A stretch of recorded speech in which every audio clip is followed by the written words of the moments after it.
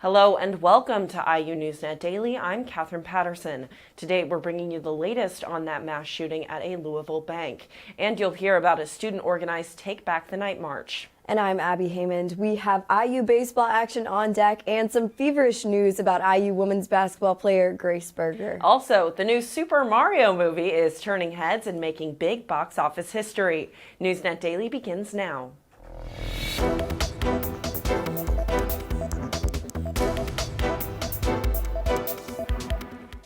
Louisville police are still piecing together evidence surrounding that mass shooting at a Kentucky bank Monday. According to the Louisville Courier-Journal, at least 5 people were killed and 9 others wounded by a 25-year-old man armed with what authorities say was an AR-15 style rifle. The suspect live-streamed the attack on Instagram. The video was later taken down. The attacker, who worked at the bank, was shot and killed by law enforcement. IU student government joined the campus group Shattered the Silence for a Take Back the Night march last week. Stop the violence, no more silence, people fight back! Take Back the Night marches are a way to show support for survivors of sexual assault. The march was of several events highlighting Sexual Assault Awareness Month. Students marched around campus, concluding with a vigil and several speakers. The groups also put up a clothesline as protest art installation, but sources say the project was missing the very next day. The Indiana Daily student announced on Twitter Monday that Salome Cloteau has been selected as the editor-in-chief for the 2023 fall semester. She is currently a junior studying journalism and political science and has served in previous roles at the publication, including reporter and managing editor. This is the publication's 156th year. When you were in elementary, middle, or high school, maybe you learned a bit of Spanish or French. Well, sabes que? That's Spanish for guess what? IU has a program that introduces more diverse languages to younger age groups. Our reporter, Kara Adams, translates for us.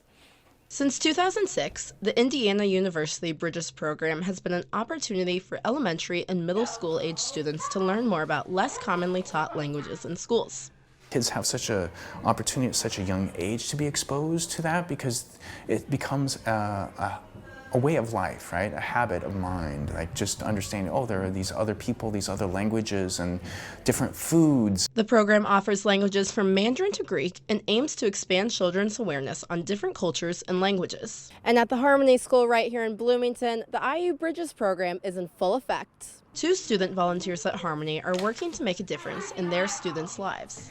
I think it's really important to start fostering cultural understanding at an early age, and I also think that just learning languages helps in other areas, and it's just a personally very fulfilling thing to watch these kids grow and to help them grow not just like in the subject area that I'm teaching, but also as people. The program benefits all of those involved and helps build a stronger relationship with IU students and local schools in Bloomington. The fact that I get to come into a local elementary school, I'm not from Bloomington, so honestly to come into Harmony and get to see this completely new environment that seems to be an alternative to what, we would see as just a regular public school. I think it's really cool and really just enlightening for myself. The Bridges program has already impacted so many people and is only continuing to grow. If you want to get involved with the IU Bridges program, reach out to Wesley Steele at steelew@iu.edu for more information. In an unusual partnership, the City of Bloomington and the Indianapolis Zoo are teaming up to help feed animals while also bettering your garden. According to a city press release, participants can donate invasive and unwanted plants that are choking their lawns and gardens for use as food for zoo animals. Mayor John Hamilton hopes this will curb invasive species overtaking native plants. Zoo staff can pick up donations at your residence. You can donate things like maple, elm, white mulberry, and more. For more information and how to sign up, visit the city website. And now turning to sports, Abby, big news for Indiana women's basketball. That's right, Catherine. Last night, Grace Berger made history one last time at IU in the WNBA draft. Indiana legend Grace Berger is staying in the Hoosier State as she joins the Indiana Fever. Berger was picked 7th overall, the highest WNBA draft pick in IU women's basketball history. This also makes her Indiana's only first-round pick. Terry Morin joined Grace in New York for the big night to support her former star. Lynn Dunn, the general manager of Indiana Fever, said before the draft that she had her eye on Berger. Dunn said, quote, "One of the things I love about Grace is her ability to play 3 positions. She can play the 2, the 1, the 3. If you need her, she can play the lead guard," end quote. And now for more on Indiana basketball news, Tyler, over to you.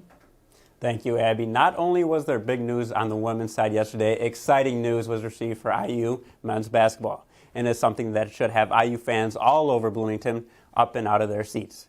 IU landed Oregon transfer Kalel Ware. Ware is a former 5-star prospect, and IU fans are hoping he can continue the great backcourt production that Bloomington is accustomed to. The 18-year-old 7-footer averaged 6.7 points in just over 1 block at Oregon.